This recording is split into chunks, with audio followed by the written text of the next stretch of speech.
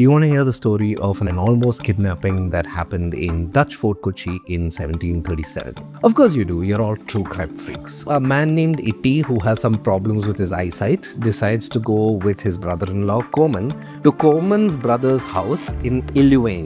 When they get there, Koman's brother is not there. He has gone to Anjana to deal with some work. So the two of them go to Palote to take the boat across to go to Anjana. At Palote, they meet Itti's brother, Ittinang. I know the story is already kind of murky, but from here it gets murkier. Itti and Ittinang have decided to sell the poor chap, Koman, into slavery. And over here, another person named Ittinang Konja turns up. Stay with me through all of this. So Itti, Ittinang and Ittinang Konja decide to take poor old Koman to the house of a mixtease named Cornelis Goetz. He wasn't there, so they decide to wait. While they're waiting for the mixtease, a Dutch lady turns up and decides, you know what, I want to own another human being. She agrees to the price of 200 farnhams. When her husband returns, the husband suggests that, hey, we should take this to the chief interpreter so that we can verify the authenticity of the Ola. So obviously the gang of 80s do not want this to happen and they back out of the deal. From here, they decide to go to Caluete Bridge.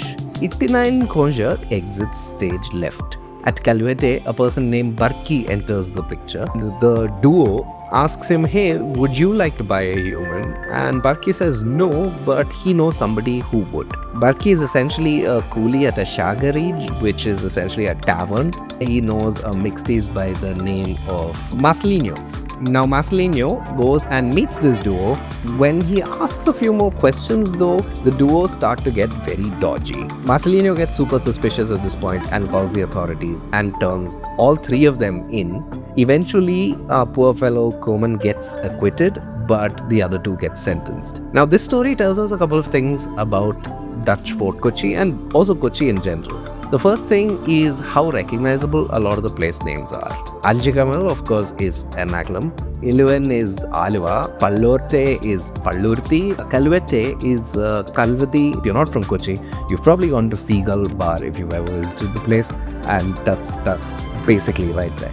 I described one of the characters as mixtease, which essentially is how it's been written. It's the Dutch word mestizo, which translates to a person who is of mixed European and Indian heritage, as opposed to castizo, which is a person who is only of European heritage but born in Asia. We often think of slavery in terms of the Atlantic slave trade. When you see it juxtaposed against places that you grew up in and around, it just seems to hit a lot harder.